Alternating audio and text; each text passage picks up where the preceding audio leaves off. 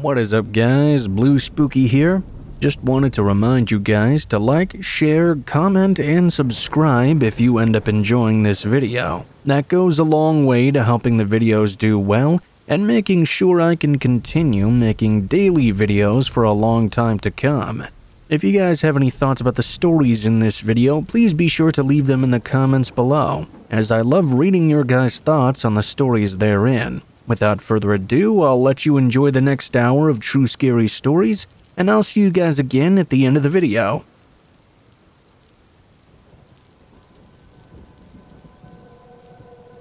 This happened to me about 3 years ago. It was brought up recently with my friends, and they suggested that I share it with everyone else. I've gone through therapy for this and trained in firearms as well. It was the creepiest night of my life. I spent it in what felt like a horror movie, and the memory is still so vivid. It was a Wednesday night in the middle of the summer. I was off work, and my husband happened to be out of town at the moment. Our son was staying at his grandma's for the night.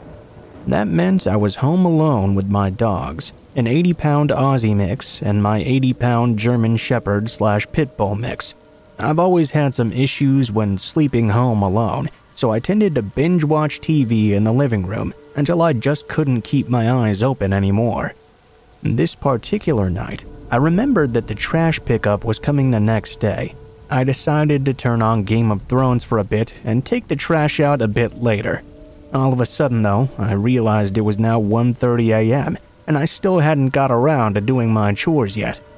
My house has these two solid iron gates, one in the front and one to the side door / backyard.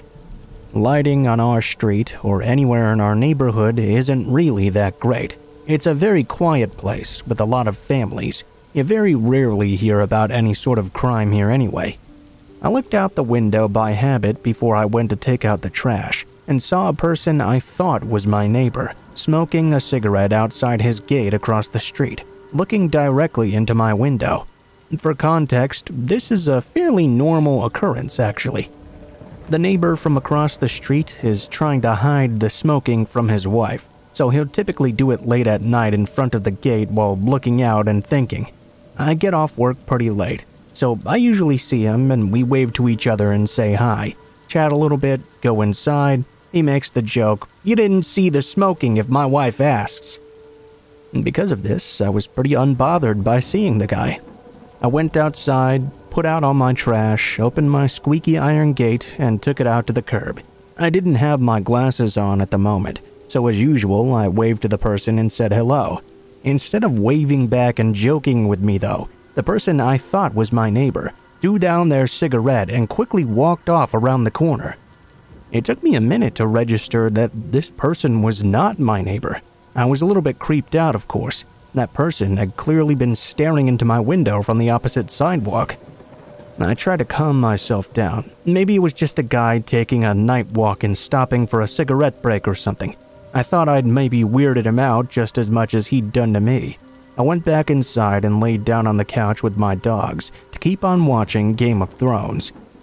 At some point, I had nearly fallen asleep when I suddenly woke up to hearing my gate squeaking and my German Shepherd mix growling.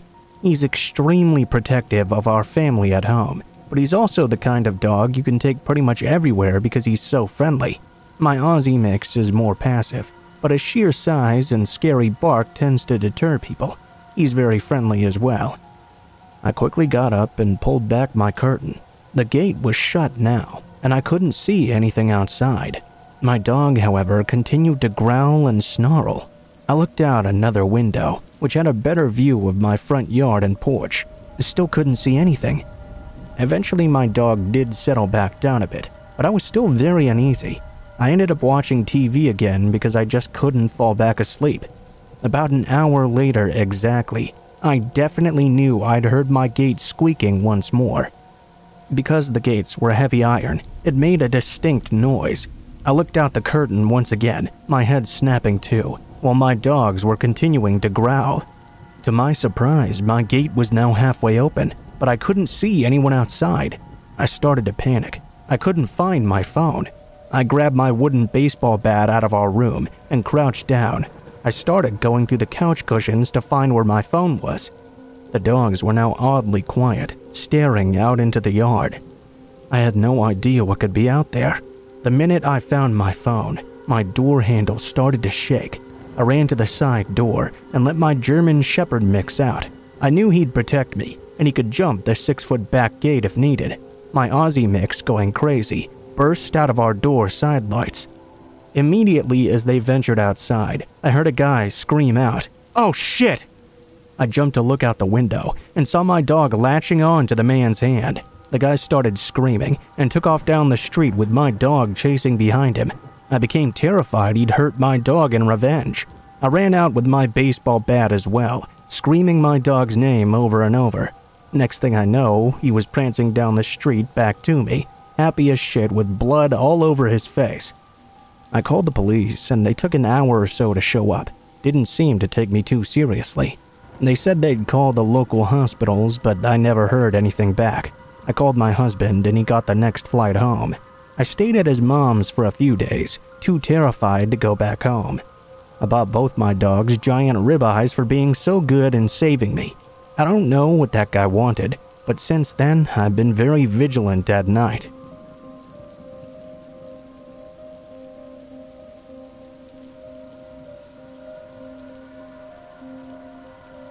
One time, I was walking home from the train station after I'd spent the weekend at my aunt's house. It was around 11 p.m. at night and already very dark outside. I was almost home when I noticed a man on crutches in front of me. He had been walking the same direction, but stopped every couple of meters to turn around and look at me before continuing to walk on. Since he was walking with a limp already, I very quickly passed him by. As I did, he stopped walking altogether and grinned at me in a strange way. I kept on moving on. Since I lived in an apartment over a burger restaurant, for a moment I considered asking one of the employees to walk me to the front door. To get to the entrance of the apartment part of the house, you had to walk around into a dark court area. I didn't ask in the end though.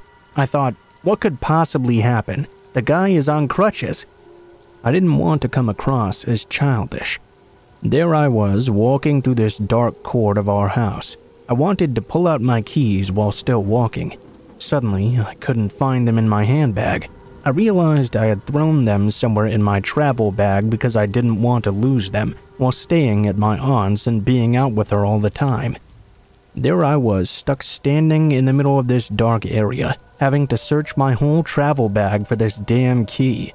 I was so distracted, I'd completely forgotten about the creepy guy I'd encountered before. When I finally managed to pull the key out of the bag, I looked up, only to see that man standing right in front of me, grinning. I'd always thought about what I'd do in a situation like that. Maybe I'd start screaming or something. Instead, I couldn't get myself to make a sound at all. With the keys in my hand, I sprinted to the front door. I opened it and jumped inside my house. The man, although he did wear crutches and had a limp, was following me as fast as he could. Luckily, due to his injury, he wasn't as fast as me, obviously. Unfortunately for me, though, our door was one of those doors that slowly fall into the lock automatically. When you try to push them in order to shut them quicker, it pressures back to stop you from slamming it. There I was, trying to push the door into the lock, while the creepy guy was moving as quickly as possible to follow me into the house. Believe it or not, the door fell into the lock the exact second he reached the doorstep.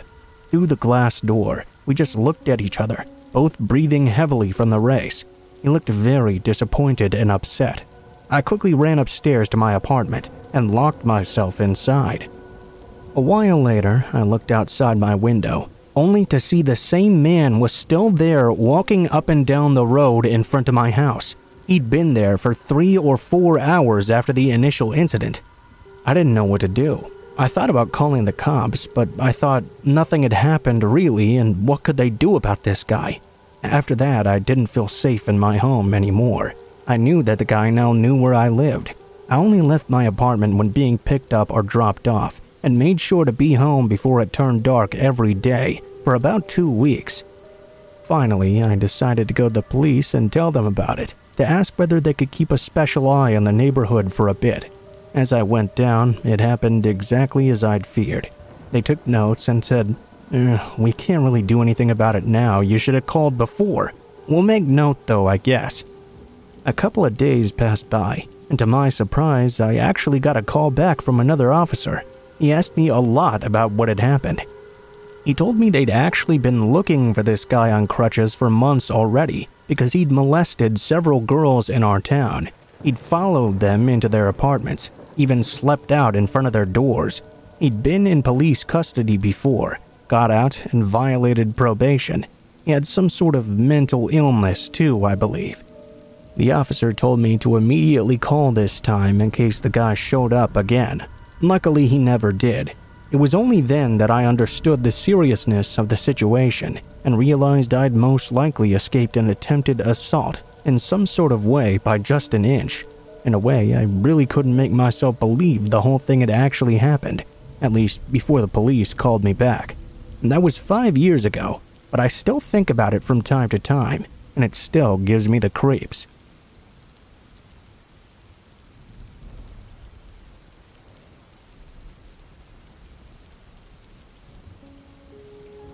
Hello, I have a more or less unusual story I would like to tell you, with a very clear memory of it.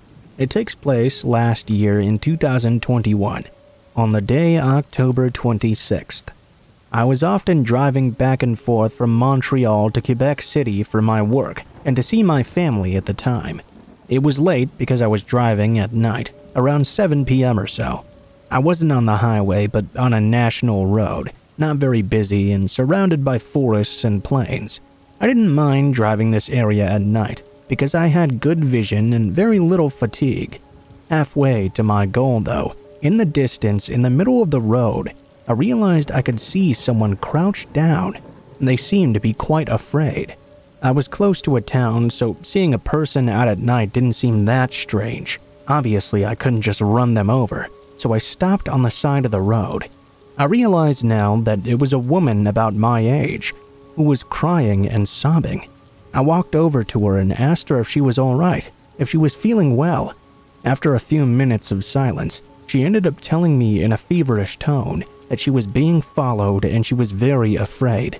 I didn't know what to do. The stress was building up. This had never happened to me on this road before. I mean, how could it? I stayed close to her. I could hear in the distance footsteps coming behind us, coming up the side of the road. At first, it was just a vague and distant shadow from my point of view, but then I began to see the silhouette of a tall, thin man. My brain very quickly understood that this must be the person that girl was afraid of. She was paralyzed and still crouching, like she couldn't move at all. I grabbed her up in my arms and shoved her into my car to take her to the nearest police station, so at least she would be safe and have a roof over her head for the night. I started the engine and continued to drive normally. I glanced back in my central rear view mirror as I drove away. I could see the man more precisely now that he was closer. He was standing there not moving, dressed in a really wild way. To my amazement, he got down on all fours like an animal would and started to chase after the car until the distance cut me off from his view. After this story, which was quite frightening in the moment, I took the young woman back to a Quebec station and explained the situation. After a few days, I was able to get some more information. That woman, who, if I may give a bit of a slight tangent, is my partner to this day.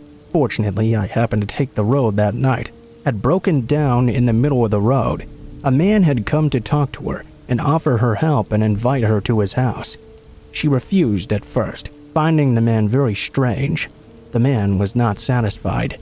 He grabbed her hand and tried to attack her. She started to struggle and run. I found her after she'd run ahead, and she was having a panic attack in that moment. The man continued to follow her down the road until I saved her, as she says today. That's pretty much the story. In retrospect, I don't really know what this man was expecting to do. Maybe he was used to taking women to his house. Fortunately, my partner didn't have to go there a year ago. I'm pretty sure he was going to hurt her.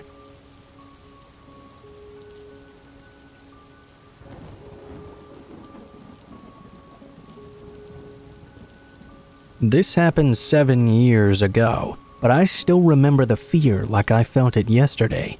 When I was in my early 20s, I worked the night shift at a bakery, making the donuts.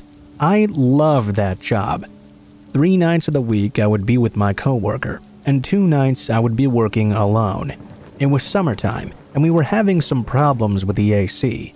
The maintenance guy, Andy, came at night when I was on the clock to work on it. The bakery was small and crowded during the day, so it was best for him to come when it was empty. Management always let me know when Andy would be there, so it was never really a surprise. At first, he was very pleasant actually. I had no issues sharing the space with him as we worked. One evening though, that all changed. My coworker happened to be a little bit late this time. She told me later she'd lost track of time in the shower. Andy piped in, saying we should all shower together to save time, and started laughing. I found that quite creepy. I stated I lived alone, and he responded, "Good, I have you all to myself then." After that night, I realized Andy wasn't the kind guy I initially thought he was. I stopped speaking to him unless I had to. And before long, the AC had been repaired, and I thought I was finally free of him. Fast forward to a night a few weeks later, though. I was working all alone, and it was 2 in the morning. I was frying donuts when I heard a loud banging on the front window. Startled, I look up and see who else but Andy. He was calling my name and crouching below the window, asking to be let in. No one had said anything to me about him coming that night. Andy started to tug on the front door handles. Luckily, it was locked. I ran to a corner of the bakery where he couldn't see me and tried calling my manager with no response.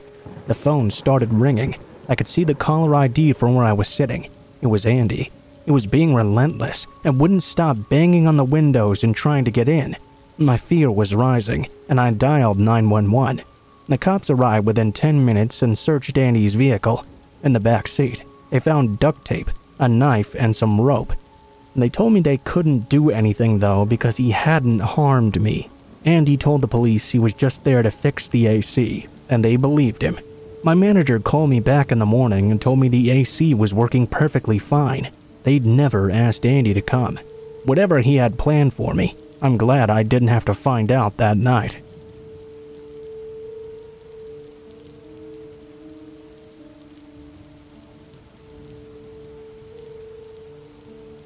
Last year, I was staying in a university hall for my final year. It's a private building, so not connected to the university, and out in the city near the main town.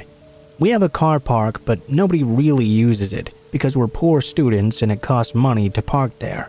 Mine was one of the only 2 or 3 cars at any given time. It wasn't very well lit, and it was to the side of the building as well, so you had to walk for about 2 to 3 minutes to get to the main door. I was sitting in my car one evening after just getting back from the gym, just scrolling on my phone because my seat was warm. It was dark and raining outside, so I couldn't really be bothered to go out yet. I was reading an article when suddenly someone began to knock on my window. Obviously very odd. It was a man dressed completely in black. He started telling me how his friend had seen me through the window and thought I was really attractive, so could he have my number? I responded no. That was really weird and I didn't feel comfortable with it. He continued to stand at my window for a while, practically begging me to get out and give him my number, or at least my social media details. He told me I should come over and speak to his friend. You would have expected him to be talking about himself and making things up, right? But weirdly enough, I could see his friend stood at the other side of the car park, furthest away from the building, hiding in darkness. I obviously said no. I scrolled on my phone to show that I wasn't interested. Finally, he relented and walked away. I texted one of my friends to ask if he'd come and get me and walk with me to the building. As I was waiting, the man returned with his hood up and started to bang loudly on my window. He said I was being rude, ungrateful, and started calling me all sorts of names. I kept staring at my phone and pretended I couldn't hear him. He started trying my door handle. Thankfully, I'd locked my car after the first encounter. He then began to slam violently on my windows. I still kept ignoring him and texted my friend to bring some other friends with him now as well. My friend was taking a long time to read my message. I was terrified, but for some reason I didn't think to call the police. I guess I was scared of things escalating. The guy at my window calmed down after a few minutes and walked off, saying he'd leave me alone now. I watched though as out of the corner of my eye, I saw him join up with his friend and then 3 or 4 other men. They walked so they were just out of sight, but I could see their shadows lingering as they began to circle around my car. They moved closer, still staying in the dark. They lingered there for a while. Luckily, another car came, which was obviously full of students going to a party, mostly due to the loud music and singing going on inside.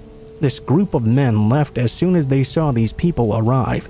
I latched onto the group and was able to walk with them as they entered the building. When I got home, my friend finally responded. He said he'd actually heard about these guys before. Apparently, they'd followed another girl into the building and into the lift a couple of days prior, then stood in there trying to lock her in. She had to run for her door and lock it behind her, where they then stood outside knocking and whispering for her to open it for like an hour. We were able to report this to the building, who, to their credit, then hired a permanent set of security staff. We also got the CCTV footage of both incidents and were able to pass this on to the police.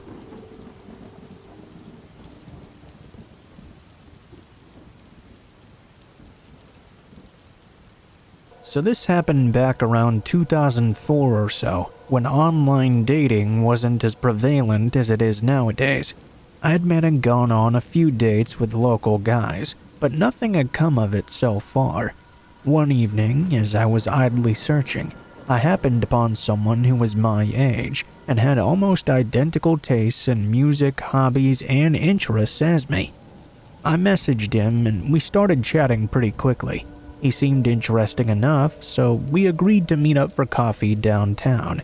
I didn't notice anything off-putting as we ordered our coffee and hung out for a while. We mostly talked about very mundane things. I found out he was a medical student at a local university. All in all, he seemed like a pretty normal guy. That is, until after we finished our coffee, and he told me he wanted to go for a walk around the city. It was around this time that I noticed his demeanor starting to slowly change. He seemed to grow very tense, and he got this gleam in his eye. He kept rubbing his hands over his thighs, as if to dry off his sweaty palms. He got very quiet as well. I started to get really nervous because of this. I also noticed that in our stroll together, he seemed to be leading me further and further away from the populated downtown area. All my attempts to continue conversation were met with half responses and mumbles from this now heavy-breathing, increasingly weird-acting guy. He was acting so strange that I suggested we needed to go back toward downtown. I turned around and started to go back the other direction when he reached out and grabbed my arm. "No, wait!" He half breathed and half mumbled. "We need to sit down. There's something important I need to tell you." Alarm bells were going off in my head like crazy. I knew I had to get away from this guy, but by this point we were far enough away from the downtown crowd. There would be no one to come to my immediate aid. I numbly allowed him to guide us over to a bench and sit down. He held fast to my arm. He turned and stared at me, in a way I can only describe as a predator eyeing prey. He menacingly and proudly disclosed the fact he had been watching me for a very, very long time. He began to rattle off all this information he had been gathering about me. He knew which places my friends and I liked to hang out at. He liked to listen to me laugh in the background and talk with others. He would just hang in the crowd watching me. He knew where I lived. He knew where I worked, when I worked. He knew where I went to school and when I had my classes. He told me he had been following me for so long. That's when he finally found me on the dating site. He'd specifically tailored his profile to mirror mine so he could finally get me. Still clutching my arm, he slid his other hand over to squeeze my thigh. He told me that now that he had me, he was never going to let me go. The whole time this guy was rambling, I was acting nonchalant as I could, nodding like none of this was a big deal. Inside, I was obviously freaking out.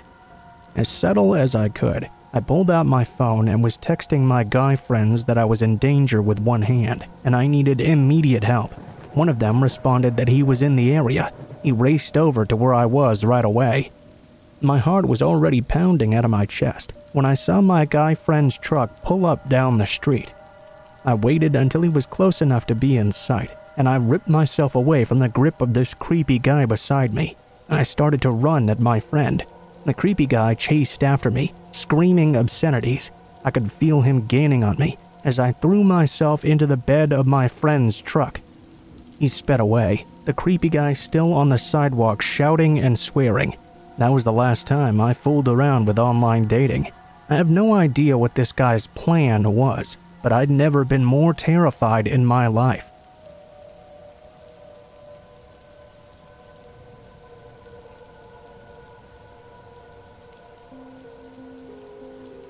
I was just home for Christmas and was reminded by my father of a story he'd told me once before. My father moved to Manhattan from Peru in 1970. One night during this time period, he was out at a bar with his friend Carlos, who was also from Peru. Sometime during the night, they were approached by this well-spoken, friendly, and nicely dressed American man. He offered to buy them a few rounds, and they spent some hours together drinking and talking. After a while, the man invited them back to his apartment, somewhere on the Upper East Side. He said this was to keep drinking and hanging out together. My father instantly and instinctively knew this was not a good idea, but Carlos, severely drunk and chasing more free drinks, stupidly insisted they take him up on it. They arrived at the apartment, and after an hour or so, Carlos had passed out altogether, sitting up in the man's reclining chair. Everything had been fine so far, but my dad was never comfortable with the idea, and now knew there'd be even more complications with Carlos passed out. He was really stressing out at this point, so he went to the bathroom for a minute to splash some water on his face and sober himself up a bit. As soon as he stepped inside, he noticed a large pair of scissors sitting right on the sink. They were way larger than any normal household pair, kind of like the tools you'd see in a hospital setting. He told me that at this moment, his entire body was overtaken with instinct. Something inside him told him to pick up those scissors. He grabbed them and put them in the waist of his pants, right behind his back. When he walked back out into the living room, he found the man with his hand on Carlos's leg. He asked the man what he was doing and said they were leaving right now. The man told him to just relax and keep drinking, but enough was enough at this point. My father was leaving. At this point, the man's face dropped, his voice lowered, and his whole demeanor changed. "You are not going anywhere," was the man's reply. He produced a large knife. Upon this, my father pulled the scissors from behind his back and locked eyes with the man. They stood in a tense stalemate for a moment as my father called out to him, "I've got scissors and you've got a knife. If you come for me, I'm getting you too." The man realized the stalemate. He pointed the knife at my father for a moment more, then looked down and said, "Get the fuck out!"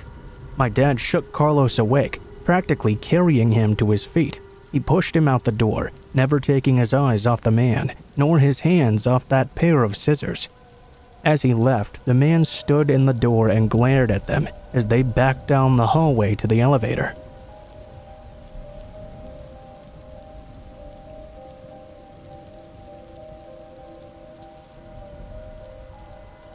My mom was a single parent of 3 kids. We were pretty poor, so she worked pretty much 24/7. This meant that as kids, my siblings and I spent a lot of time home alone. Well, this story happened when I was 14, at the very start of summer. My older sister had moved out by then, and my little brother got sent to stay with my grandpa for the summer. This meant I was home alone from about 7 a.m. to 6 p.m. every weekday. I didn't really mind too much though. I spent most of that time playing Neopets or watching awful daytime TV. Well, one day, I had not long woken up, and my mom had gone to work hours earlier. It was around 12 p.m. or so. I got up to make some food, let my dog outside, and settled down on my bed to eat a bit. I remember watching Rock of Love, and remember exactly the bit of show I was watching too when this happened, even though it happened so many years ago. As I was sitting there watching, I heard a loud smack on my window. My window was a double window that needed 2 blinds, 2 curtains, etc. This meant there was a tiny gap where you could see through the very middle of them, where they didn't quite touch together. I saw a shadow along with that sound. I also heard some logs falling down. Outside my window, there was a pile of firewood for the winter. I got up and walked over, thinking perhaps a branch or something had smacked against it, and that's when I saw it. A huge handprint left on my window right where the tiny gap was between my blinds. I freaked the fuck out. I couldn't even breathe. I was so scared. I called 911 and then my next door neighbor, who was a family friend. He ran over as soon as I said what happened, and he found the guy there still, a man in his mid-40s, sprinting out of my backyard into the street ahead. My neighbor tried to keep him there until the police arrived. When they got there, I told them what happened. They looked into the guy to see if he had a past, but nothing seemingly came up. He had been dating and living with another neighbor 3 doors down from my house for a few months. When asked what he was doing at my window, he told us he was never there. He was just looking for something. I don't remember his exact excuse. I just remember him saying it happened to be in my backyard. The police got a statement from him, and the neighbor who caught him and myself thought it would help to get him put away or something. I know, it's stupid, but I was a teen. I didn't know any better. They just let him go and didn't do anything. I waited to hear from them regarding next steps we could take, but I never got another reply. From then on, my anxiety was awful. I had motion lights set up outside my window as well, making sure I was never sleeping alone too. But it wasn't enough. I could never rest. Now I felt like I was constantly being watched everywhere. Who knows, maybe I could have been. How did this guy know I would be home alone? What did he want to find me doing? I felt so unsafe. Fast forward 2 months later. I'm staying with my best friend who lived across the street from me, and we were both in the shower. We saw a shadow walk up to the bathroom window. It was glazed over, so you couldn't see anything properly.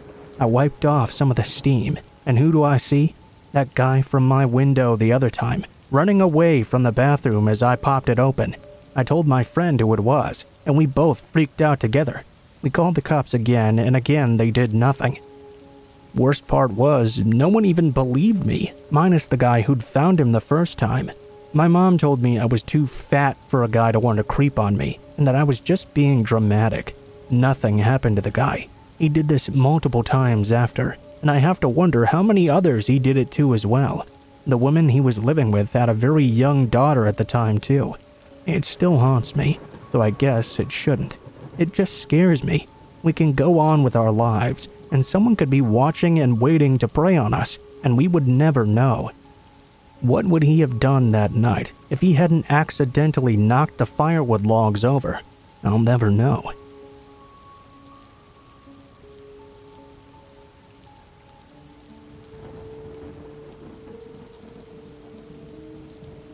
First, I guess I should say that when I was growing up, my mom had a lot of undiagnosed mental health issues. One of the more minor things she suffered from was extreme anxiety and social awkwardness, but in this case, it had a significant impact on what would come. I must have been around the age of 8 to 10 years old. I can't remember exactly. We lived in a very small town in the north of Scotland, which also happened to be only a mile or so away from a sort of spiritual retreat that was fairly well known. And because we had this spiritual place so close to us, we would get a lot of, shall we say, weird people coming into town. Now, I don't mean to suggest that spiritualness always equals weirdness, but the reality is, it did attract a lot of strange people to the area. One day, I, my mom, and my little brother went up the high street to get some groceries, just a usual Friday afternoon. Outside the grocery store, just before making our way home, there was this guy with a large dog. Off the top of my head, I can't remember what breed it was, but it was one of those huge ones with the beautiful pure white fluffy fur. My brother and I were fascinated by it. The guy got to chatting with my mom for what seemed like an eternity. Eventually, she managed to get him to stop bothering her, and we started walking home. The guy with the dog had this van, Instead of just saying goodbye and going on his way, he shoved his dog in the back and proceeded to drive behind us at a pace slower than we were walking at. When we got home, he parked right outside our front door. When we got in, my mom shut the curtains and said to just ignore him. On Saturday morning, my brother and I got up early. When we peeked out the curtains, he was still there, standing with his dog right outside the wall to our garden and staring in through our living room window. It feels weird to even say this now, but honest to God, our mom made us turn off all the lights and crawl around so the guy would think we were not home. For the next 2 days, he stayed outside our house, coming up to our door, banging on it. When he got no response, he would come to the living room window and slam on that, shouting he knew we were home. He just wanted to be friends. Lots of things like that. Eventually, after almost a week of this, he finally fucked off. I know how weird it is now that my mom didn't just call the police or a friend for help, but I guess I can forgive her for suffering mental health issues at the time. As for the guy though, I have no idea what he was thinking doing all that shit.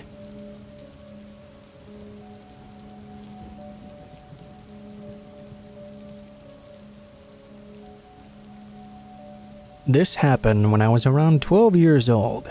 It was in the middle of the night at my home. My dad would work the graveyard shift at work. Since it was the weekend, I had stayed up most of the night. It was somewhere between midnight and 1 a.m. My dad had told me to lock the doors and go to sleep, which I had done. I went to my room and finally fell to bed. After I went to my room, I'd only slept for about an hour though. At around 2 a.m., I was suddenly woken up to the sound of knocking on my back door. It scared me wide awake. After taking a few moments to process what I'd just heard, I decided it was probably just my dad knocking on the door. Maybe he'd forgotten something. Being mentally exhausted, I knew he had a house key on him. I told myself he'd just unlock the door on his own eventually. But the knocking continued. It was pretty creepy. Next thing I knew, the knocking had suddenly stopped. Then it started again at a different location. Someone was knocking on the window to my kitchen. I continued to try and assure myself it was just my dad. I didn't understand though. Why couldn't he just unlock the door himself? He always had the key on him. Thinking about this a bit more, I was starting to get pretty freaked out. I wasn't going to answer the door. If anything, my dad would eventually call me to open it for him. My phone was right next to me, but no such call ever came. The knocking started again at another window. I was terrified now, too scared to get up and check what was out there. The knocking would not stop. Next thing I know, it moved to the front door, and they began to slam at a harsher level too. That's when it hit me that I couldn't bring myself to move. I was frozen in fear. I couldn't bring myself to scream or talk or move any muscle. My heart was dropping as the knocking moved to a window closer and closer to my bedroom. My curtains were see-through. I couldn't do anything. I didn't know what I could do. I could only stay as my fear consumed me. I moved my eyes to the window. My heart skipped a beat when I saw a man peeking in through it. A tall man with a ski mask covering his face. I could hardly make out the details because it was so dark. His mask had some sort of skeleton design on it, and he tilted his head slightly as he noticed I'd seen him. I tried to say anything, but my words choked in my throat. I closed my eyes hard and started whispering to myself that it was not real, over and over again. I opened my eyes. No one was there. I breathed a sigh of relief until I heard a loud whisper from outside. "Open up or I'll cut you." Everything suddenly stopped. I could finally move again, but I couldn't really sleep anymore that night. It didn't feel like a dream. Everything felt so real. I don't know what happened, but I pray I'll never have to experience that again. It was one of the most frightening moments in my life I've ever dealt with. I couldn't find any trace of the guy after though. I was home alone that day too, so nobody could back me up. The following morning, I asked my dad when he came back from work if he'd come back earlier that day and knocked on my doors and windows. Of course, he did not.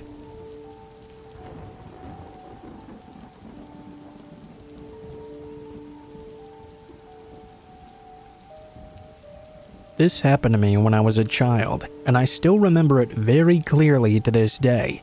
It set me up for a lifelong fear of being watched as I slept.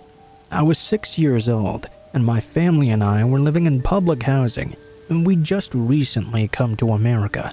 Our apartment was on the first floor, but slightly underground. My bedroom window was level with the ground outside. The windows were really big. I had a ledge right next to my bed, which had my stuffed animals lined up and looking out the window. On this specific night, I was having a bit of trouble sleeping. There were these strange noises coming from outside my window, along with a rhythmic tapping. I peeped over to see what was happening, only to see a strange man crouching there, peeping through the gap between my curtains. He was looking directly at me, with the strangest look on his face. I started screaming and crying. My dad ran into the room to assure me that everything was okay and that I was just having a bad dream. I hadn't been sleeping though. I couldn't sleep that entire night. I had a weird feeling the whole night, as if I was being watched. My dad opened the curtains though, and nothing was ever there. To comfort me, he slept in my bed with me, but I still could not fall asleep. He, on the other hand, knocked out right away. It was getting later into the night when the weird noises started again. It sounded like someone trying to cut through the screen and tapping on the window with a blade as he cut through with that motion. I woke my dad up quietly, trying to show him what I'd told him about before. He ripped the curtains open, only to see the man there with a knife, cutting through the window screen. He jumped out of bed, ran for the door, and ran to chase the man who had been watching me sleep and trying to break into my room. He chased the man all the way to his car, but he sped off before my dad had a chance to confront him. My parents called the police and told them what happened, but nothing ever really came of it. From that night on, I had an irrational fear of sleeping by windows. I used to have night terrors about that incident for years. I hadn't thought about that for a while now, but recently I had another dream about it and couldn't stop thinking. I asked my dad about it recently, and he refused to talk to me about it at all.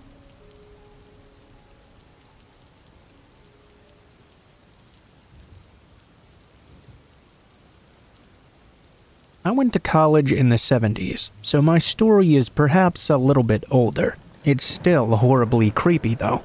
During my freshman year, I decided to drive to my school rather than take a flight.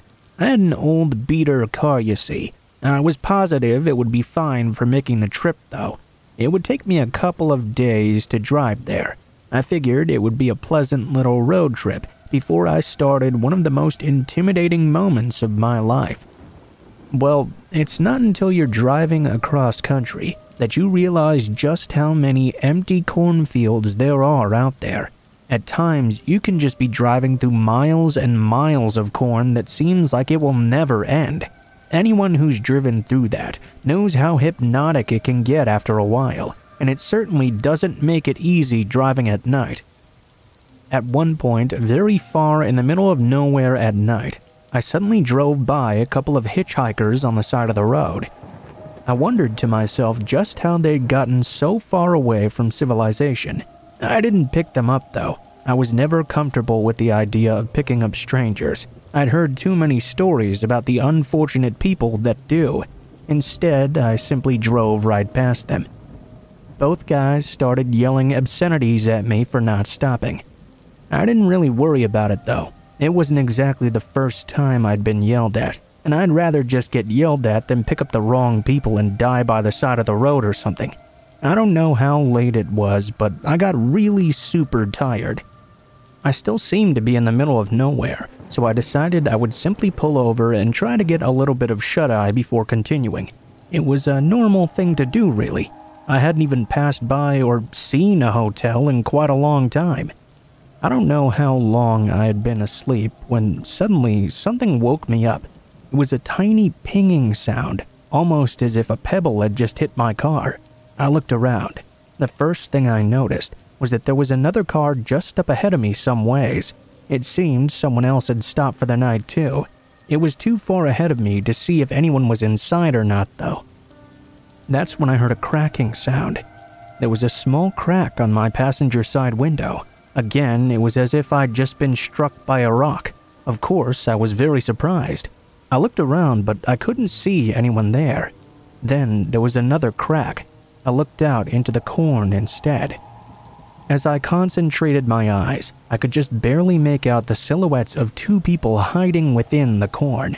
It was dark, but it looked like one had a sling or something. When they noticed that I'd seen them, they came out of the corn pretty quickly. They came rushing out at me. I could see it was the two men I had passed by earlier. I had passed them quite a ways back. There's no way they could have caught up with me by just walking. All I could figure was that maybe the person in the car in front of me had given them a ride or something. I wanted to get away right away, so I turned on the ignition. Right then, one of the guys attacked my passenger window and shattered it completely. They both shouted at me, "You remember us, asshole? We're gonna make you pay." Fortunately, the car was able to start, so I just took off while they were trying to break the shattered glass of my window away and climb inside. I drove as fast as I could to get out of there. I was terrified. I thought they would just catch up to me again somehow. Was that car theirs, perhaps? If someone else had picked them up, why didn't I see anyone else there or in the car with them? I kept on looking behind me, waiting to see that car returning in my view. Each time I did, I sped up instinctually. Eventually, I did this when there was a police officer hiding in the dark, and he pulled me over. I got a real fortunate break, though. As soon as he pulled me over, those two guys drove right past me, one of them throwing something at my car. The stupidity of this was overwhelming, but I guess they didn't think the cop would bother to go after them, with me already stopped. Fortunately, the cop decided they were the bigger threat. It turns out I was right not to pick those two guys up. Someone did stop for them after me. They robbed him and took his car. That's how they caught up with me. He wasn't killed or seriously injured, thankfully. But still, to have someone rob you and steal from you when you're just trying to be nice and help them is absolutely terrible. In the end, I did still get a ticket, but they went off to jail.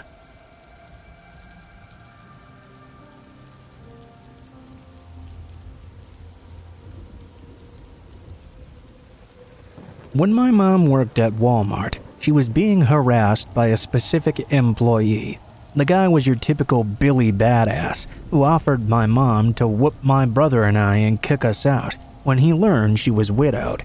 My brothers and I were struggling to find work at the time. This probably would have already been a bad gamble on his end, since my older brother and I worked in the woods frequently and did lots of heavy moving for people. He would often make comments that creeped her out. I told her to report his ass to the boss. One night, my mom let me borrow her truck for something. I dropped her off and told her I was going to pick her up later. We were gonna go to a range day with my friends and teach a friend of mine's fiance gun safety and how to shoot. I'm a licensed concealed carrier. Even though I am, though, I very rarely carry other than when I'm going hunting or going out to the range. I pulled up to pick my mom up from work. I see the dude she was talking about. He was smoking and seemingly observing us, trying not to make it obvious. My mom handed me money and told me to go grab a few things. I threw my jacket on to cover up my holster and walked in. I noticed he immediately started following me around. He was glaring at me, snarling, as if he was about to pounce and fight me. Every section I went to, he would suddenly appear right behind me. I decided to move throughout a few others and see what he was going to do.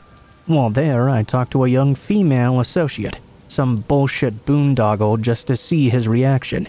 I could see he was clenching something in his hands and staring angrily. The associate felt uncomfortable as she kept on looking at him behind me. I felt a bit bad for her, so I moved away. He followed me all the way until I cut to the checkout. I got my things and started to leave. As soon as I got back to the car, my mom unlocked the door. Meanwhile, I was burning up. My jacket of choice was quite heavy. I was just unzipping it when my mom looked incredibly worried. I heard footsteps sprinting up to me. I turned around to see the man charging at me. As soon as he saw my holster, though, he stopped in place. "Excuse me, can I help you?" Luckily, I'd forgot to unequip my holster from range day preparations. He zipped over to his rusty truck as quick as possible. He jumped in and waited there, staring at both of us. My mom was of course very scared. I could see him light up a cigarette and just sit there watching us. My mom told me to go to the passenger side. I sat down, pulled up my phone, and started to call the police. My mom began driving, and the man immediately cut us off and drove down the road. We could see his truck waiting on the side of the highway. As we drove by, my mom immediately floored it and had me pump gas for her when we arrived at the station. I left my gun in the car with her as she locked the doors. Unbeknownst to my mom, I called her night manager and told her about the aggressive, threatening employee. He was, quote-unquote, shocked. I made it clear that if I saw that employee again, or if he tried to follow me or harass me, I was going to sue that store. It was on management for allowing such dangerous behavior by their own employees after all. This was seemingly his final straw. Walmart managers had let the sexual harassment slide, but if it was employee-on-customer harassment, now that was too much. I got back in the pickup and my mom drove until we got home. The next morning, I filed a follow-up complaint on this man to the staff. They told me he'd already been fired and banned from the property, and threatened with legal charges as well. My mom came back and seemed a lot happier. She informed me that he had indeed been fired as they'd said, and I was very grateful.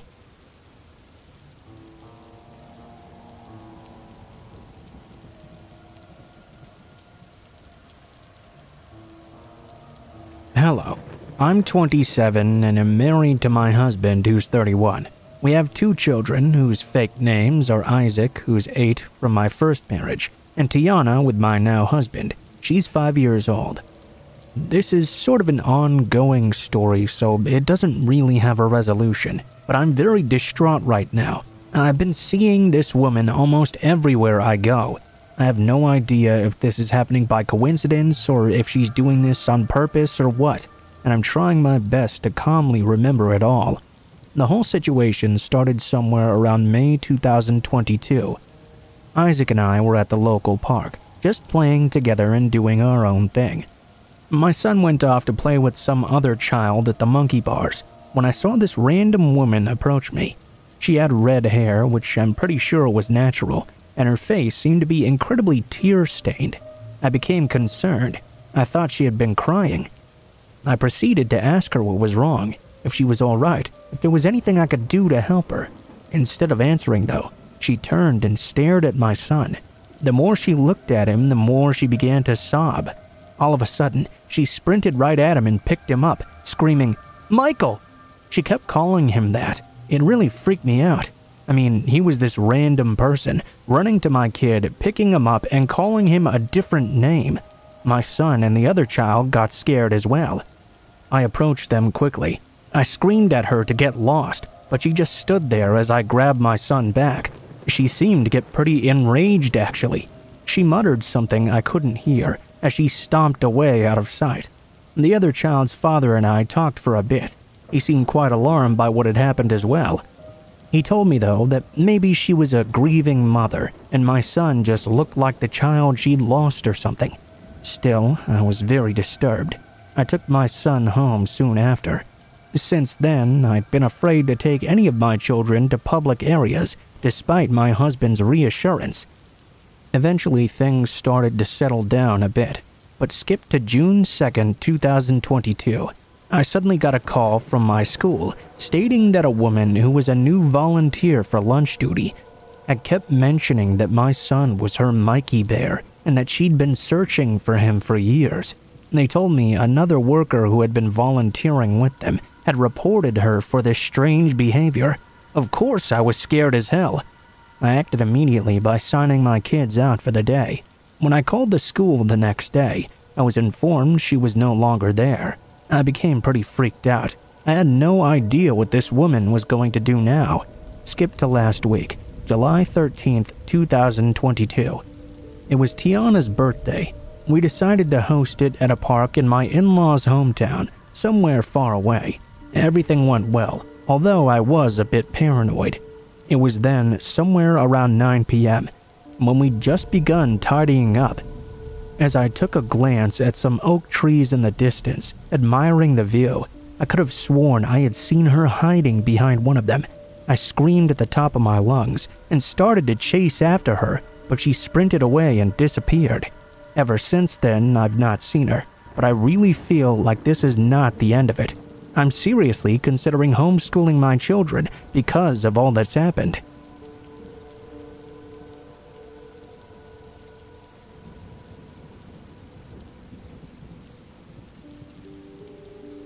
This happened 15 years ago now, when I had just come home from college on winter break.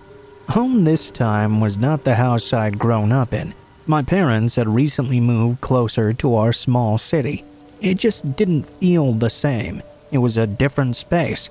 Maybe that's what triggered my worry. In my family, I'm always the one thinking of worst-case scenarios. I'm generally distrustful and mostly seem like an annoying worrywart sometimes. Call it what you will, but it's also a gift of fear, am I right? One cold night, my parents had gone to bed upstairs, and the dog had followed suit. I thought I'd watch a bit of TV in the living room myself for a bit before going to sleep. I settled in on the couch. The living room was in front of the house, and with the recent move, the shutters on the windows weren't there at the moment, only see-through curtains that weren't really drawn even. I noted this, but I was used to our rural setting, when the only ones who could see in anyway were the neighbors we'd known for like 20 years. I was watching TV for about a half hour, when suddenly the screen just kinda cut out. It went all snowy, with the static and stuff. This was back in the days when you only watched whatever your local cable channels brought you. I looked up from whatever I was doing, maybe texting with a flip phone or something. At first, I was simply thinking, well, that sucks, but something felt off to me. I tried the remote, but no other channels worked either.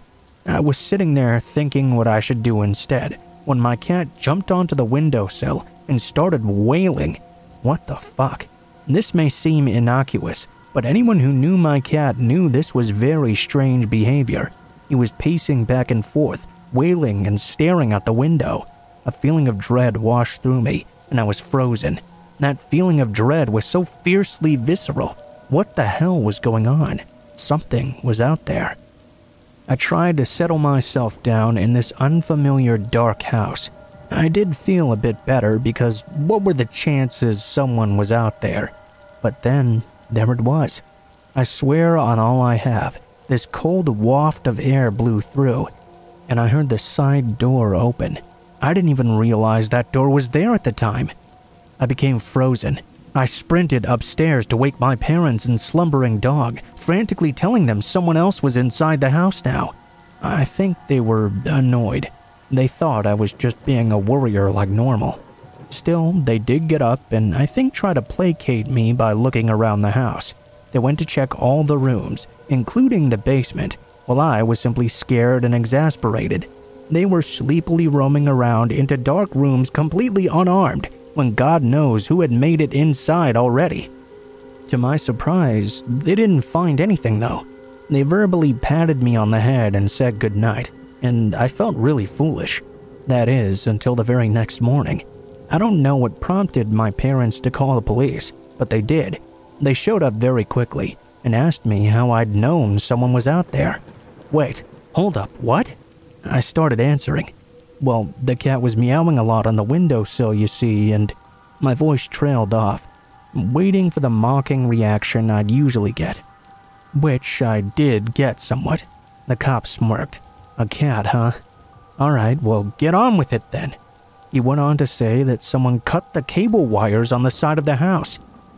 They thought that whoever that person was had thought they were disarming the alarm or something. When they saw me sitting there watching TV, maybe they decided to leave. And the side door, the muddy ground gave us the ability to see the fresh tracks leading right up to it. It didn't look like it had been fooled with, but I know what I heard. However, they were able to get in. I knew it, I said to my parents. That triumphant feeling was short-lived though. When I started to mull over what I'd just seen was true. I did know someone was out there, but I didn't really do anything. And if that person had enough ill intention, they could have easily done something bad to me and then my parents. From then on, I would always check that side door and make sure it was firmly secure. and I'd always listen to the cues from my cat as well, just to be safe.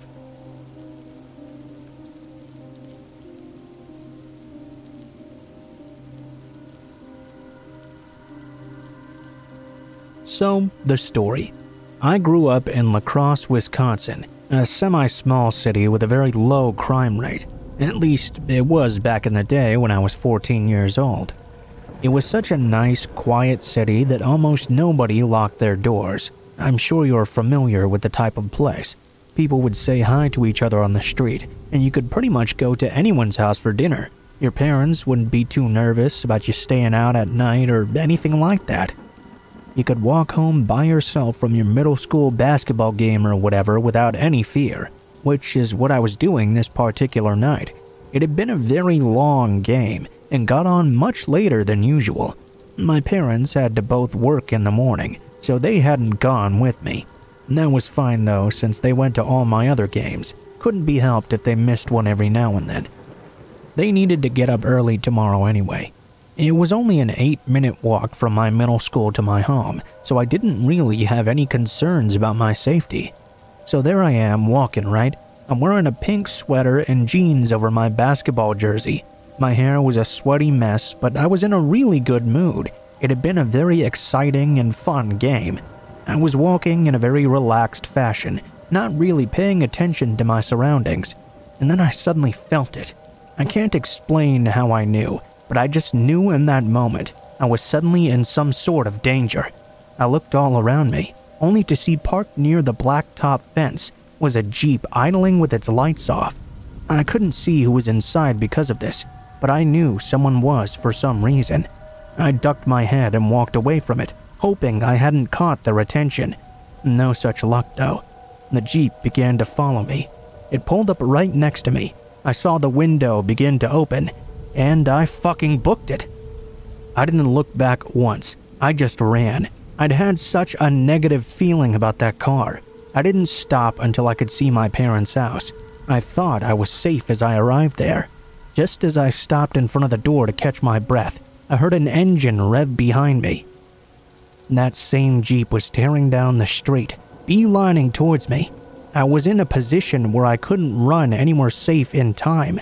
I just stood there frozen in terror, thinking this guy was going to run me over into my own house. I backed up against the door. I must have looked every bit the victim, with my sweaty hair and pale face. The Jeep simply pulled up near me.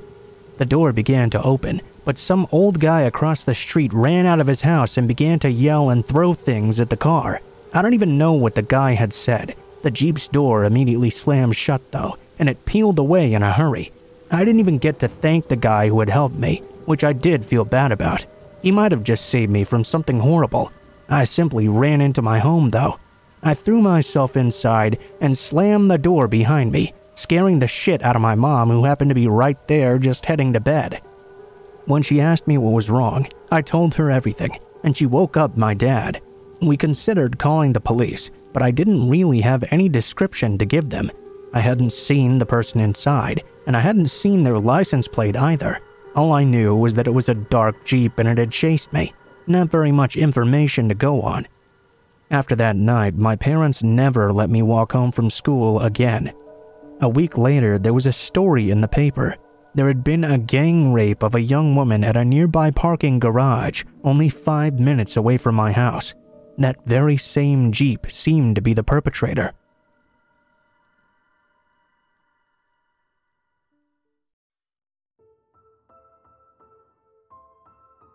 What is up guys, Blue Spooky here. Thank you guys so much for watching, especially if you made it this far to the end of the video.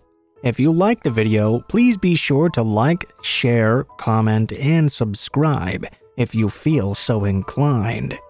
If you have any feedback for me as well, be sure to leave that in comments below the video. If you guys have a story you'd like to send in, or if you'd like to contact me for any reasons, there will be links to my social media in the description below the video, including my Facebook, Gmail, and Twitter accounts. Go ahead and send me a message on any of those, and I'll try to get to you as soon as possible.